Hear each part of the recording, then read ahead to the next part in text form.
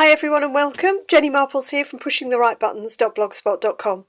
Thank you for joining me today to see my latest video, and a big welcome to all of my new subscribers, and also a big shout out to everybody who answered my Facebook request for ideas for upcoming video tutorials.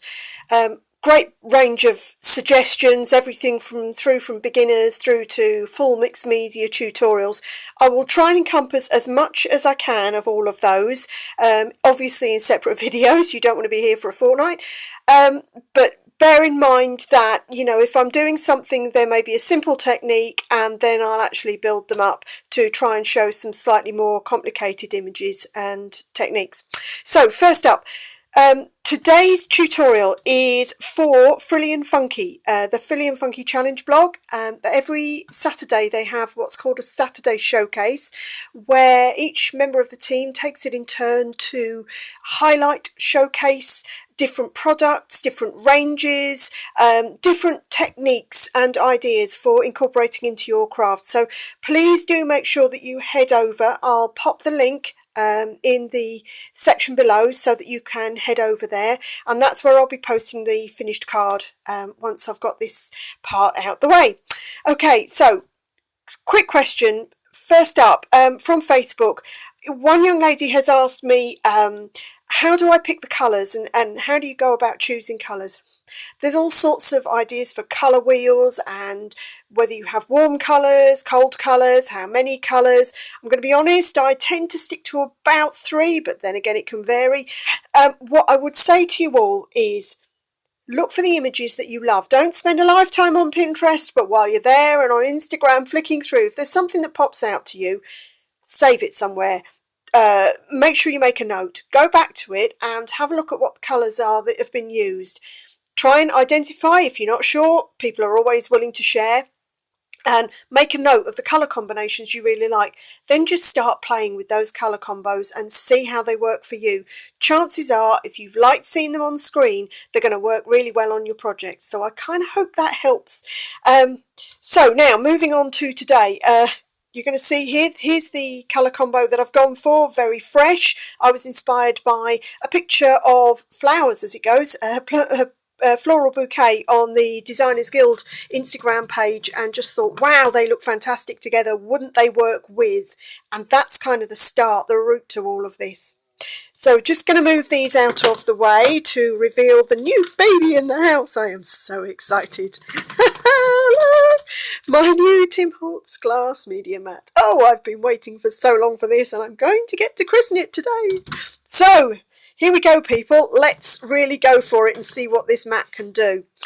I'm going to start up with, this is a piece of 300 GSM cardstock. It's just plain white. I tend to use this or heavy stock, Tim Holtz Mixed Media Heavy Stock from Ranger. I've gone for the white today simply because I really want a white pop in the background, and that will kind of help. But you need something with a good weight if you're going to be chucking in inks and, in this case, paints on. So here we go. I'm starting off, this is Dina Wakely Media White Gesso, and I'm going to pop some of this onto my craft mat. I know. I'm putting paint on my mat already. It doesn't bode well, does it? Okay, here we go. So I want to make sure that I get an uneven coverage on this card. What I'm going for is having more of a deep white on this side and then just very little on the other side, kind of replicating you know, those old crumbled walls that you get in houses where they're kind of, you know, they're paint is peeling off the walls and some of the plaster work has fallen off.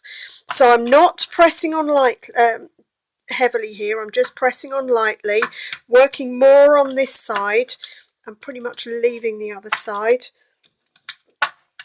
And I know it's going to be difficult to see at the moment, but that's kind of it with the paint. So because that's paint, I'm just going to pop this off to the side. I do want to make sure that I get it cleaned off. So just wiping it off my brayer, because acrylic paint, acrylic dries on everything. So let's see how well it does. Oh, look at this.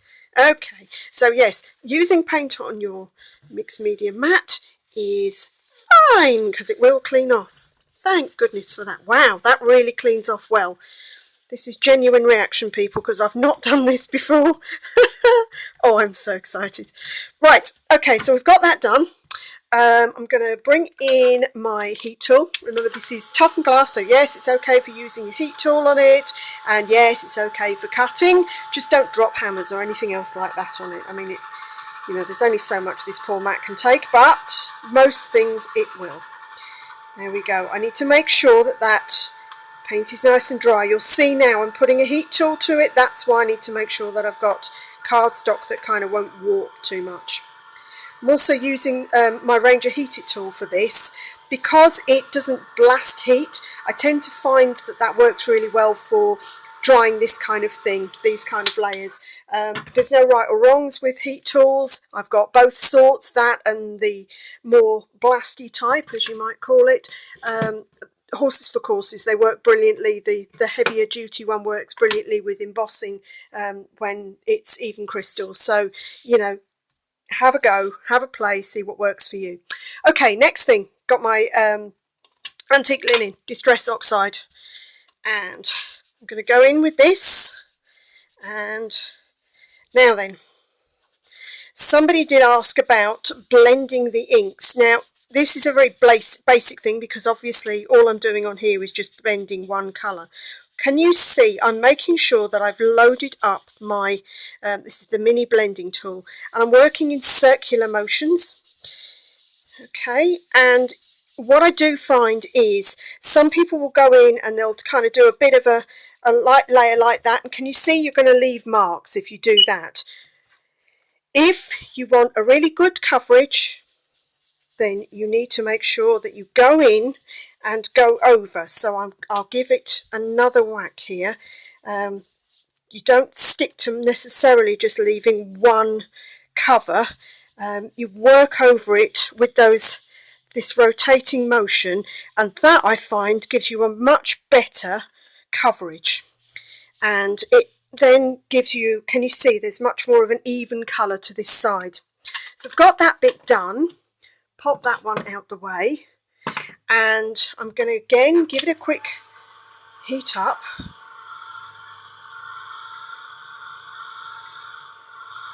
Okay, now you can see already that the gesso has reacted and done its job. It's kept it kind of white. Works even better when I now go in with, this is a wet wipe, and I'm just going in, and that really pulls that colour out. I don't want it even, which is great. As I said, it's got to look like faded wallpaper. So just taking that off, and look at that. Now you can really see that difference, and you've got that faded plasterwork look. Obviously I've gone in quite heavy-handed this time. Sometimes I go in with a little less oomph and have less gesso on and get more of the colour coming through, but in this case I did want just a hint of colour. The last thing I'm going to do, just to show you how the card will come together, is to do a quick bit of stamping, and I'm using the new, this is the new ornate trims, which, oh, I just know is going to be one of my favourites. I adore this. Create your own borders, your own wallpaper, your own, oh, just everything is wonderful. Okay, and I'm going in with, this is Wendy Vecchi's watering can archival ink. I just want a hint of pattern going onto this. As I said, I'm just going to do one real stamping here, just because I will go back in and build the pattern, but I don't have the time on this particular video to do an entire card from beginning to end, because that will take a little while. Now, I don't know whether you can notice, look, I've put another of those ornate trims here. That means that I've put it over there so that my acrylic block is even, and when I push down it's not rocking anywhere. So if you've got something which, a stamp which is smaller than your acrylic block, then that's another way to make sure that you don't get that rocking and issues with stamping. So there, can you see that kind of gives you just a subtle pattern in the background that has that ornate trim look. So I'm going to build that up away from screen, and I will show you when I finish the project. So that's the background started. So now we're going to move on to what's going to go on top, and these flowers. Now I do a practice run, I always do, just test things out, because it does make a difference when you're trying to work out what's going to look really good. As I said, saw these flowers, thought yes, limes, purples, all looks great. I tried it out where I've used the background is Twisted Citroen, and I tried it with Distress Oxide in the back, and the oxide is then bleeding through to the colours at the front, and they are really coming out chalky. So I've gone back in and I've tried it out instead using Distress ink, and that's the way I'm going to use it. So do bear in mind that depending on the look that you want, you don't forget your Distress inks. I know we're all excited about the Distress Oxides, but I think Tim said it beautifully on his recent video on the Sizzix page, his Facebook Live. Use all of the toys in the toy box. So yes sir, duly noted. So right, I've just pressed some of that Twisted Citroen onto my media mat, and I'm going to spritz it with water just to start it reacting there. This is Ranger's watercolour paper. Beautiful stuff. You've got a patterned side and you've got a flat side to it. I just want to pick up some of the colour. I don't want even coverage. I don't want it to be too dark either, so just going in and blotting. I have a tendency, I'm going to be honest, to be a bit heavy-handed sometimes, so kind of need to make sure I rein it in. I always put way too much ink on. That looks lovely, and I'm going to stop there and again clean off the mat, because you just can. Oh, it sounds like cleaning the windows. I can pretend I'm doing housework. Right, okay, so just drying that off. Doesn't take long. Again, I do like using this particular heat tool because it does dry relatively quickly, but also it doesn't burn the card, in the sense that I have in the past used my higher speed heat tool when I've been drying, simply for drying inks, and I've gone in and I've actually changed it to a slightly brown colour. Again, I've gone over the top with it basically. So yeah, just be conscious of that.